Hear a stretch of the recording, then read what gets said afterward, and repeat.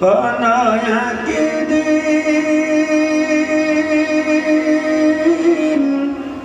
এ দেশের আকাশে কালিমার পতাকা ঝুলবে,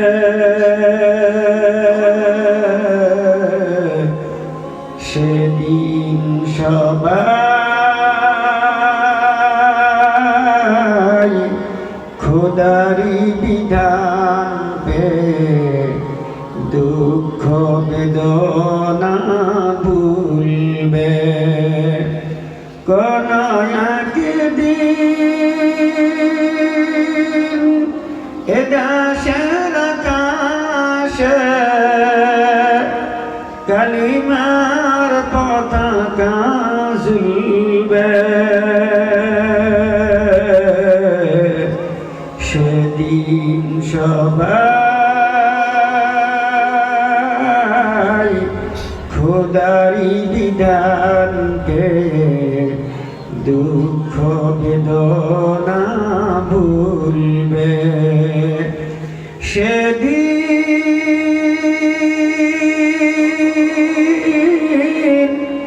আর নয় বেশি দূরে,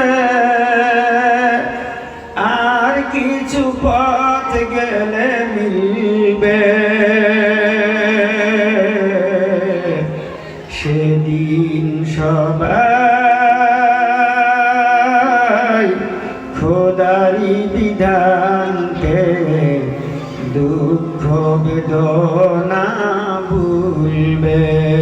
লা ইলাহা ইল্লাল্লাহ, জোরে লা ইলাহা ইল্লাল্লাহ, জোরে লা ইলাহা ইল্লাল্লাহ, ও লা ইলাহা ইল্লাল্লাহ, লা ইলাহা ইল্লাল্লাহ, জোরে লা ইলাহা ইল্লাল্লাহ, ও লা ইলাহা ইল্লাল্লাহ, লা ইলাহা ইল্লাল্লাহ।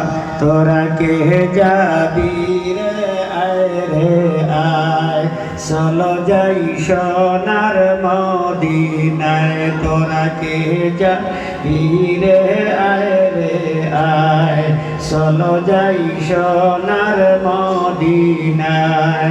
দেখলে নবী পাগল হবি, দেখলে রে সবই পাগল হবি, ঘরে থাকতে পারবি না।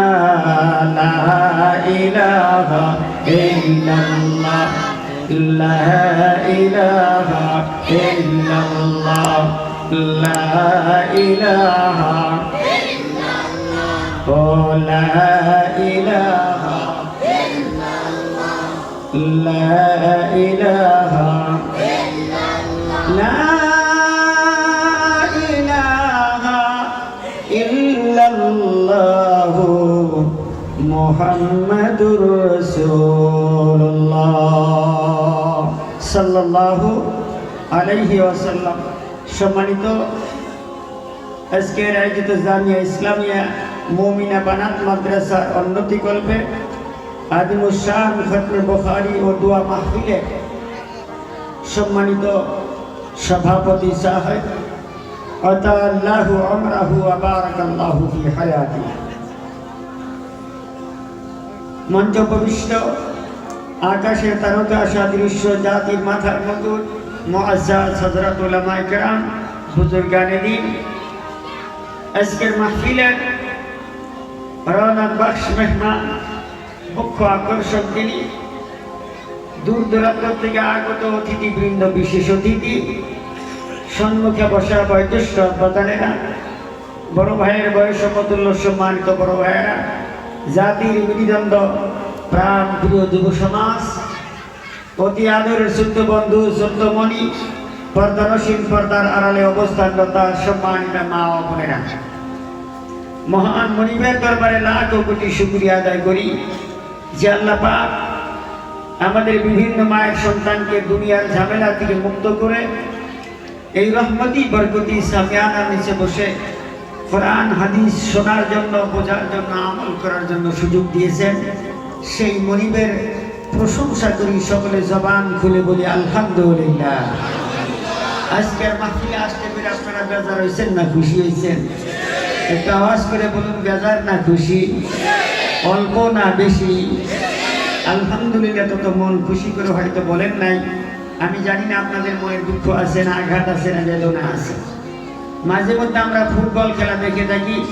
ফুটবল খেলার হকিকত হচ্ছে লাঠির কম্পিটিশন। প্রচন্ড একটি লাঠি লাগে যখন পতাকা খেয়ে যখন বলটা গোলের ভিতরে প্রবেশ করে, দর্শক বৃন্দ চতুর্দিকে তাড়ায় থাকে। বলটি গোলের ভিতরে প্রবেশ করার সাথে সাথে গোল বলে লম্বা একটা আওয়াজ করে না না করে? সেই আওয়াজে অনেক সোয়াব হয়, কোনো কিতাবে লেখা আছে। আওয়াজ করে বলুন না, লেখা আছে। আলহামদুলিল্লাহ পড়লে, সুবহানাল্লাহ পড়লে, আল্লাহু আকবার পড়লে, আমার আপনার নবী বলেন কিয়ামতের কঠিন ময়দানে যেদিন সন্তানকে মা হারায় ফেলবে, বন্ধু বন্ধুকে হারায় ফেলবে, বাবা সন্তান থেকে হারায় যাবে, পালায় যাবে, মুসিবতের সময় আল্লাহ পাক আপনার নেকির পাল্লা নেকি দিয়া ভরপুর করে দিবেন। জোরে বলুন সুবহানাল্লাহ। সেই হিসেবে উম্মতি মুহাম্মাদের শানকে বজায় রাখার জন্য পুরুষের মতন আওয়াজ করে বলুন আলহামদুলিল্লাহ। মোটামুটি হয়েছে। তারপরেও ভোট আসলে পরে যেমন কোদাকুদি করি তেমন হয় না। কথা বলেন না কেন? কথা বলেন ঠিক না বেঠি? নির্বাচন আসলে পরে আমরা চিল্লে চিল্লে কোদাকুদি করি না না করি? অনেক করি। গলার আওয়াজ ফাটায় না। নেতার প্রশংসা করতে করতে গলার আওয়াজ ফাইটে গেছে গা। সম্মানিত হাজিরিন, সংক্ষিপ্ত আকারে কিছু কথা বলবো। প্রশংসা একমাত্র কার জন্য হবে? আওয়াজ করে বলুন, কার জন্য হবে? আরো আওয়াজ করে বলুন, কার প্রশংসা করব? আল্লাহ পাকের প্রশংসা করব। দুনিয়ার কোনো নেতার প্রশংসাও করব না, কোনো বাবার প্রশংসাও করব না। আল্লাহ পাকের প্রশংসা করব। নেতার প্রশংসা করে কি করবেন? যে নেতার প্রশংসা করতে করতে গলার আওয়াজ ফাটাইছেন, এই নেতা যদি বিগত দিনে কোনোদিন নেতা হয়েছিল, কলমের পাওয়ার হাতে পাইছিল, তাহলে রাস্তার পয়সা, কলের পয়সা, কুয়ার পয়সা, আয় ঘরের পয়সা, লেট্রিন বাথরুম খায়া সব বনাশ করছে। কথা বলেন ঠিক না বেঠি? আওয়াজ করে বলেন ঠিক না বেঠি? অধিকাংশ নেতা বর্তমান সব কষ্ট পাইলেন। অধিকাংশ নেতারা বর্তমান সব। আমরা কোনো নেতার প্রশংসা করব না, আমরা আল্লাহর প্রশংসা করব। জোরে বলেন ইনশাআল্লাহ। আল্লাহ পাকের প্রশংসা করলে প্রফিট হবে, লাভ হবে। দুনিয়ার মধ্যেও শান্তি পাইবেন, আখিরাতের মধ্যেও শান্তি পাইবেন। সুবহানাল্লাহ। আল্লাহ পাক কোরআনে কারীমের মধ্যে বলেন লাইন শাকারতুম লাযীদান্নাকুম ওয়া লাইন কাফারতুম ইন্না আযাবি লাশাদীদ। ও আমার বান্দা, আমার নিয়ামত পাওয়ার পরে যদি তোমরা আমার শুকরিয়া আদায় করো, আনুগত্যের মস্তিষ্ককে আমার সামনে অবনত করে দাও, আমি আল্লাহ তোমাদের উপরে খুশি হয়ে যাই, রাজি হয়ে যাই, এবং তোমার উপরে যে নিয়ামতগুলো আমি আল্লাহ দান করেছি, ওই নিয়ামতের উপরে বরকত দিয়ে আরো বৃদ্ধি করে দেয়। যদি বলেন সুবহানাল্লাহ। আল্লাহ পাক অগণন নিয়ামত দিয়েছেন। আল্লাহর নিয়ামত হিসাব করে তো আপনি কুল কিনারা করতে পারবেন না। আল্লাহ পাক কোরআনে কারীমের মধ্যে বলেন ওয়া ইন তাউদ্দু নি'মাতাল্লাহি লা তুহসুহা। तमाम পৃথিবীর মানুষ এবং জেনারা যদি আমার প্রশংসা, আমার কালিমার ব্যাখ্যা, আমার নিয়ামতের প্রশংসা যদি করতে শুরু করে, করতে করতে কিয়ামত এসে যাবে, আমি আল্লাহর কালিমার ব্যাখ্যা লেখা এবং করা শেষ হবে না। দিলে বলেন সুবহানাল্লাহ। আওয়াজ করে বলুন না সুবহানাল্লাহ। সুবহানাল্লাহ বলতে কি কষ্ট হয়? আওয়াজ করে বলুন, কষ্ট হয়? একবার সুবহানাল্লাহ কইবেন, আকাশ এবং জমিনের মাঝখানে যত ফাঁকা জায়গা আছে আল্লাহ আপনার জন্য নেকি দিয়ে ভরপুর করে দিবেন। প্রিয় ভাই সব, মহান রব্বুল আলামিন অগণন নিয়ামত দান করেছেন আপনাকে আমাকে।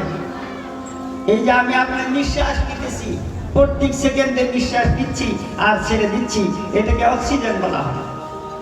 এই অক্সিজেন বিজ্ঞান গবেষণা করে বলেছে একটা সুস্থ মানুষকে 24 ঘন্টা সুস্থ থাকার জন্য 16 কেজি অক্সিজেনের প্রয়োজন হয়।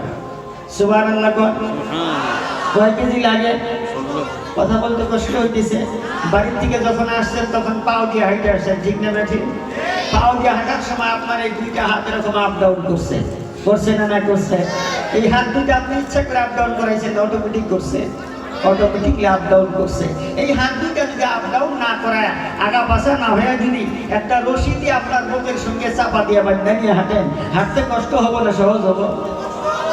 কষ্ট হইব।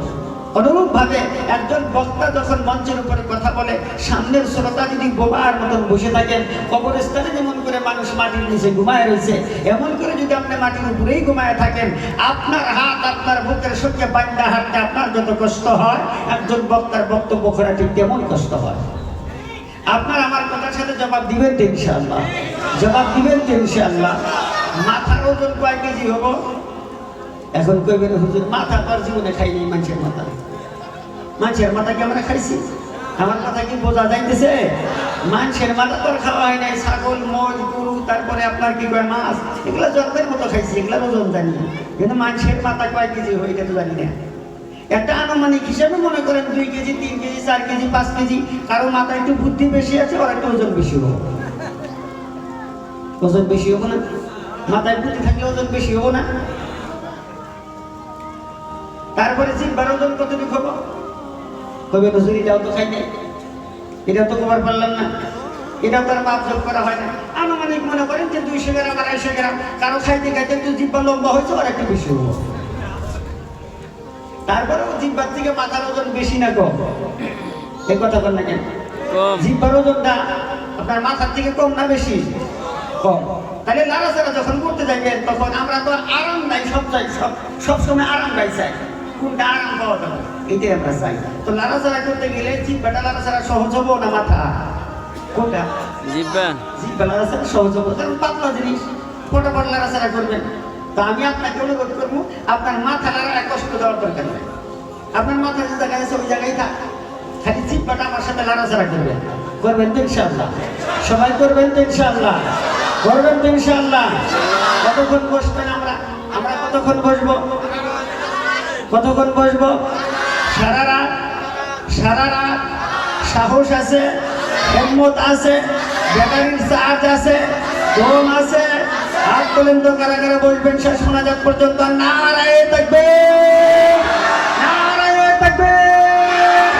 আল্লাহ কবুল করুন, যারা কেন আমিন। আওয়াজ করে বলুন আমিন।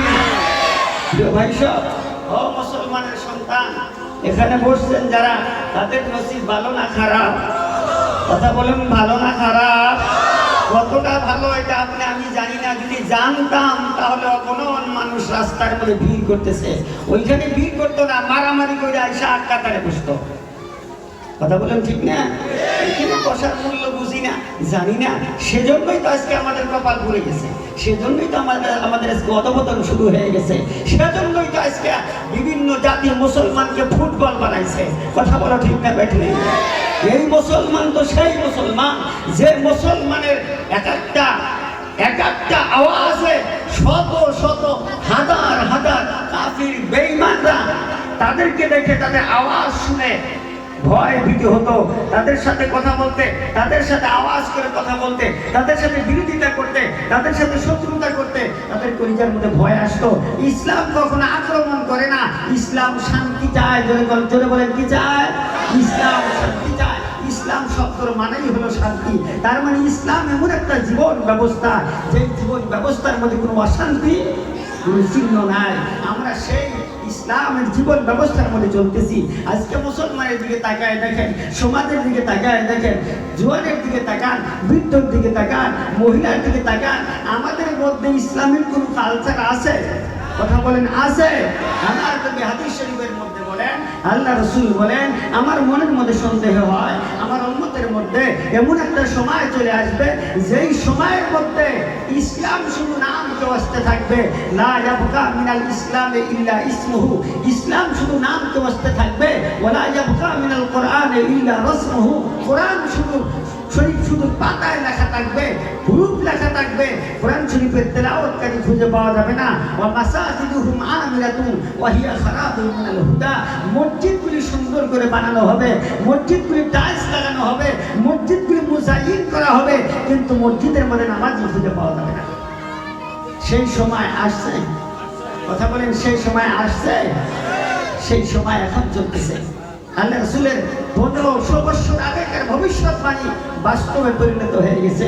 ও মুসলমানের সন্তান, আমি আপনাদের সামনে কোরআনে কারীম থেকে একখানা আয়াতে কারিমা তেলাওয়াত করেছি। আমার আল্লাহ কোরআন শরীফের মধ্যে বলেন, লাউ আনজালনা হাদাল কুরআন আলা জাবালিন লারাআইতাহু খাশিআন মুতাসাদ্দিআন মিন খাশিয়াতিল্লাহ।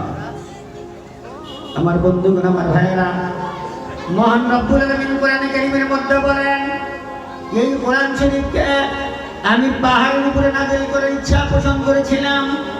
এই কোরআনকে যদি পাহাড়ের মধ্যে আমি আল্লাহ নাযিল করে দিতাম, তাহলে কোরআনের ভয়ে আমি আল্লাহর ভয়ে পাহাড় চূর্ণ বিচূর্ণ হয়ে যাইত। জোরে বলুন সুবহানাল্লাহ। এই কোরআন তো সেই কোরআন, যেই কোরআন মানুষের উপরে আল্লাহ নাযিল করে দিলেন। আকায় নামদার তাজদারে মদিনা মুহাম্মদ রাসূলুল্লাহ সাল্লাল্লাহু আলাইহি ওয়াসাল্লামের উপরে আল্লাহ পাক কোরআন শরীফ নাযিল করলেন। একদিন দুই দিন নয়, দীর্ঘ 3 বছর সময় লাগছে। জোরে জোরে বলুন সুবহানাল্লাহ। কোরআন শরীফটা কত গ্যারান্টির সাথে এখন পর্যন্ত আছে।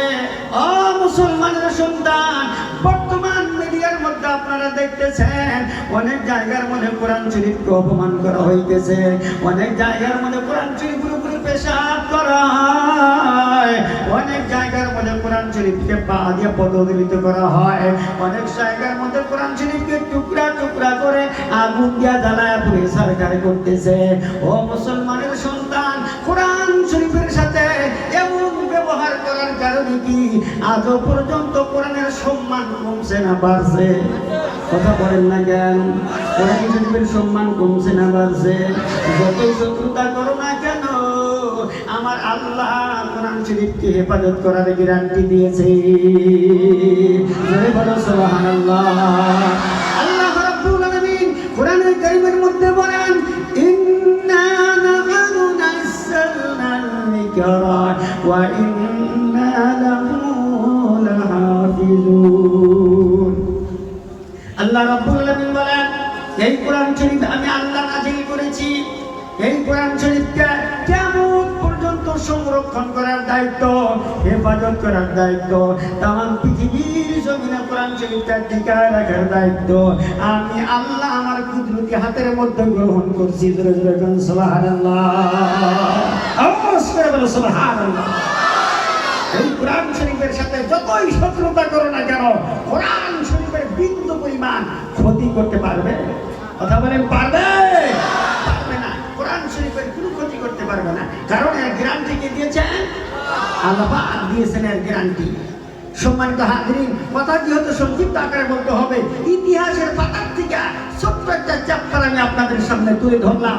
ও বন্ধুরা, এই ভারতবর্ষকে যখন স্বাধীন করা হয়েছিল 1857 সালে, ইংরেজের হাত থেকে যখন ভারতকে স্বাধীন করা হলো, এই ভারতবর্ষকে স্বাধীন করতে যাইয়া একজন নয়, দুইজন নয়, 100 নয়, 200 নয়, 55 থেকে 57,000 উলামায়ে কেরামকে ফাঁসির মঞ্চে জ্বলতে হয়েছে। সুবহানাল্লাহ বলেন। সুবহানাল্লাহ। 57,000 উলামায়ে কেরামকে ফাঁসির মঞ্চে জ্বলতে হয়েছে। এরপরে ভারতবর্ষ স্বাধীন হয়েছে, ভারতবর্ষ স্বাধীন পেয়েছে। এরপরেও কালো ইংরেজ এরা চক্রান্ত করেছিল এই সময়ের মধ্যে, তারা বুদ্ধি পরামর্শ করেছিল এভাবে তো ভারতবর্ষ থেকে মুসলমান শেষ করা যাবে না। মুসলমান যদি শেষ করতে হয় কি করতে হবে? কোরআন শরীফগুলো এক জায়গায় করো, জ্বালাও, আগুন দিয়ে জ্বালায় আপনি সারখার করে দাও, তাহলে মুসলমানের অস্তিত্ব শেষ হয়ে যাবে। কোরআনও থাকবে না, মুসলমানও থাকবে না। হযরত মাওলানা আবুল কালাম আজাদ মর্দে মুজাহিদের জঙ্গে আজাদির মধ্যে মুজাহিদ হযরত মাওলানা আবুল কালাম আজাদ তাদের সামনে চ্যালেঞ্জ করে বলেছিলেন, তোমরা পরামর্শ করতেছো যে কোরআন শরীফগুলা, ভারতবর্ষের কোরআন শরীফগুলা এক জায়গায় করে জ্বালায় পুড়ে সারখার করে দিয়ে ভারতবর্ষের থেকে মুসলমানের অস্তিত্ব শেষ করে দিবা, কোরআন শেষ করে দিবা। আমি তোমাদের সামনে চ্যালেঞ্জ করলাম, তোমাদের সামনে চ্যালেঞ্জ করে ছেড়ে দিলাম, শুধু ভারতবর্ষের নয়, তাম দুনিয়ার মধ্যে যত কোরআন শরীফ আছে সমস্ত কোরআন শরীফগুলো এক জায়গায় করো, আগুন লাগাই দাও, জ্বালায় পুড়ে সারখার করে দাও। আমি তোমাদের সামনে চ্যালেঞ্জ করলাম, আজকে এশার নামাজের পরে কোরআন শরীফ লেখা শুরু করবে, এশার নামাজ পড়ে কাগজ আর কলম হাতের মধ্যে নিবে, ফজরের আযান হইতে না হইতে, ফজরের রক্ত আসতে না আসতে হাজার হাজার লক্ষ লক্ষ কোরআন হাফ আল্লাহ দুনিয়া সৃষ্টি করে দিয়েছে। জোরে বলে সুবহানাল্লাহ, নারায়ে তাকবীর। আছে কথা বলুন, আছে না আছে? এই কাগজের কোরআন শরীফ জ্বালায় কি করবা? কোনো লাভ আছে? কাগজের কোরআন শরীফ জ্বালায় লাভ আছে? বর্তমান পৃথিবীর মধ্যে 850 কোটি মানুষ, তার মধ্যে কম পক্ষে 2 থেকে 250 কোটি কোরআনের হাফিজ। জোরে বলে সুবহানাল্লাহ। প্রত্যেকটা হাফিজের কোরআন কলিজার মধ্যে আল্লাহ পাক কোরআনকে হেফাজত করেছেন। সুবহানাল্লাহ, সুবহানাল্লাহ। এই কোরআন শরীফ কিয়ামত পর্যন্ত আল্লাহ হেফাজত করবেন। এটা নিয়ে মানুষ যতই চক্রান্ত করুক না কেন, এটা নিয়ে কোনো চক্রান্ত করে লাভ নাই। আচ্ছা বলেন তো, কোরআন শরীফের মধ্যে একটা সূরা আছে যেটাকে সূরা নসর বলা হয়। সূরা এই নসরের মধ্যে কোরআন শরীফের আয়াতের মধ্যে সূরাটার প্রথম একটা আয়াত হলো ইযা জাআ নাসরুল্লাহি ওয়াল ফাতহ। আছে না আছে? আপনার কথা না বলে আমি কিছু বুঝি না। এই জায়গার মধ্যে যদি আপনাদের মসজিদের ইমাম সাহেব যদি মাগরিবের নামাজের সময় যদি সূরা ফাতিহা পাঠ করার পরে এই সূরাটা যদি পাঠ করে ইযা জাআ নাসরুল্লাহি ওয়াল ফাতহ, আপনারা মানবেন? কথা বলেন না কেন? মানবেন? কেন মানবেন না? সব তো ঠিক আছে, সবই তো ঠিক আছে, শুধু উপরের নোক্তাটা নিচে লাগাইছে। উপরের ফোঁটাটাই না কোথায় লাগাইছে? নিচে লাগাইছে। তাম দুনিয়ার কোনো মুসলমান মেনে নেবে না। এতটুকুন যদি ক্ষতি, এতটুকুন পরিবর্তন যদি মুসলমান না নিতে পারে, তাহলে নিশ্চিন্ত মনে থাকেন কিয়ামত পর্যন্ত আল্লাহর কোরআন যেভাবে আল্লাহর পক্ষ থেকে নাযিল হয়েছে এভাবে করে আল্লাহ হেফাজত করে রাখবেন। জোরে বলেন সুবহানাল্লাহ, সুবহানাল্লাহ। আমার বন্ধুরা, আমার ভাইয়েরা, সোনার মায়েরা, ইসলামিক প্রতিষ্ঠান যেগুলো দুনিয়ার মধ্যে বর্তমান আছে, এক একটা পাওয়ার হাউস। সুবহানাল্লাহ বলেন। এক একটা পাওয়ার হাউস। এক একটা সময় এমন একটা সময় ছিল যেই সময়ের মধ্যে মেয়েদের শিক্ষা ব্যবস্থা তেমন উন্নত ছিল না। কলেজের মধ্যে মেয়েরা লেখাপড়া করতে পারত, ইউনিভার্সিটির মধ্যে মেয়েরা লেখাপড়া করতে পারত, কিন্তু আমাদের দেশের মধ্যে এমন কোনো ব্যবস্থা ছিল না মেয়েরা মাদ্রাসার মধ্যে লেখাপড়া করে বুখারী শরীফ পর্যন্ত পৌঁছাইতে পারে, এমন কোনো ইতিহাস ছিল না, এমন কোনো প্রমাণ ছিল না বন্ধু। আজ থেকে কিছুদিন আগে এমন করে আল্লাহ পাক কোরআন শরীফকে হেফাজত করলেন, আল্লাহ নবীর হাদিসকে এমন করে হেফাজত করে দেওয়া হলো। বর্তমান সময় যদি আপনি হিসাব করেন, প্রত্যেকটা গ্রামে গ্রামে কয়েকজন করে আলিম নিয়ে তালাশ করে পাওয়া যায়। জোরে জোরে কোন সুবহানাল্লাহ। লক্ষণ ভালো না খারাপ? কথা বলেন, ভালো না খারাপ? মুসলমানের সন্তান, আপনার কলিজার টুকরা সন্তানটাকে বিএ পাস করাইছেন, এমএ পাস করাইছেন, আইএসসি পাস করাইছেন, বিএসসি পাস করাইছেন, আমার কোনো আপত্তি নাই। আমার মনের মধ্যে গৌরব, আমার মনের মধ্যে অহংকার। আপনার কলিজার টুকরা কন্যা সন্তানকে ডাক্তার বানান, আমার কোনো আপত্তি নাই, ইঞ্জিনিয়ার বানান, কোনো আপত্তি নাই। কিন্তু আমি আপনাকে অনুরোধ করব, আপনার কন্যা সন্তানটাকে ডাক্তার বানাবার আগে, ইঞ্জিনিয়ার বানাবার আগে সর্বপ্রথম আপনার কন্যা সন্তানটার ভিতরে কোরআন শরীফ দিয়ে দিবেন। যেই মাত্র আপনার কন্যা সন্তানটা কোরআন শরীফ কলিজার মধ্যে তুলে দিল, আল্লাহর কসম ওই মেয়েটা জীবনে নামাজ ছেড়ে দিতে পারে না। জোরে জোরে কোন সুবহানাল্লাহ।